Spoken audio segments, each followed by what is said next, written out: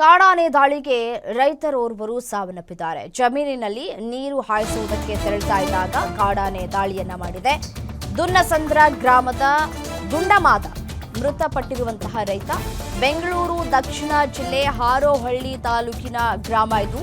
ಜಮೀನಿನಲ್ಲೇ ಸಾವನ್ನಪ್ಪಿದ್ದಾರೆ ರೈತ ದುಂಡಮಾದ.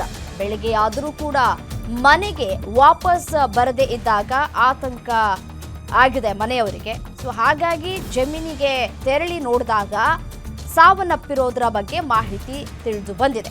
ಬನ್ನೇರುಘಟ್ಟ ಅರಣ್ಯ ಪ್ರದೇಶದಿಂದ ಈ ಕಾಡಾನೆ ಬಂದಿದೆ ಅಂತ ಹೇಳಿ ಅನುಮಾನಗಳು ವ್ಯಕ್ತವಾಗ್ತಾ ಇದೆ. ಅರಣ್ಯ ಇಲಾಖೆ ಅಧಿಕಾರಿಗಳ ವಿರುದ್ಧ ಇದೀಗ ಗ್ರಾಮಸ್ಥರು ಆಕ್ರೋಶವನ್ನು ವ್ಯಕ್ತಪಡಿಸ್ತಾ ಇದ್ದಾರೆ.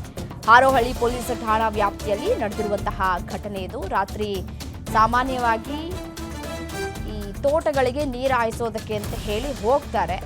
ಆ ಸಂದರ್ಭದಲ್ಲಿ ಏಕಾಏಕಿ ಕಾಡಾನೆ ದಾಳಿ ಮಾಡಿದೆ. ದಾಳಿ ಮಾಡಿದಂತಹ ಸಂದರ್ಭದಲ್ಲಿ ತಪ್ಪಿಸ್ಕೊಳ್ಳೋದಕ್ಕೂ ಕೂಡ ಸಾಧ್ಯ ಆಗಿಲ್ಲ. ಅದು ಒಂದ್ಸಲ ತುಳಿತು ಅಂದರೆ ಮುಗೀತು, ನಮ್ಮ ಜೀವನೇ ಹಾರು ಹೋಗ್ಬಿಟ್ಟಿರತ್ತೆ. ಪಾಪ ನೋಡಿ ದೃಶ್ಯಾವಳಿಗಳಲ್ಲಿ ಗಮನಿಸ್ತಾ ಇದ್ದೀರಿ.